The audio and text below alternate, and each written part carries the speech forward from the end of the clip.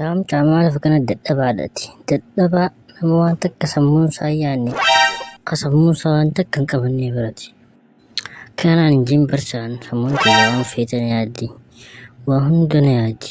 Kaan itti mana galuus, kaan itti karaa deemus, kaan ta'u hunda na yaaddi sammuun ishee. Kanaan amma meeshaa kilaasii sii dhaqii akkaan barsiisu jiru dhaqii laali hoo. Tola tiichar ammaa laalee dhufa. Maaliif ala gabbaasii ho'ite osoo barnoota jirtuu gadi hin bahinii hin jiru amma dura yeroo meeqa takkara lamarra sadii mana barnootaa kilaasii osoo barsaan jiru gadi hin bahinii isin hin jenne. Barsiisaatuun na ergeetiin gabbee malee ifitiyaaf gadi hin baane bara. Maal jeessa erge barsaan? Yoo si ergee fi si'eella gabbee ulaala dhaabbatee si laalu maal jeessa erge?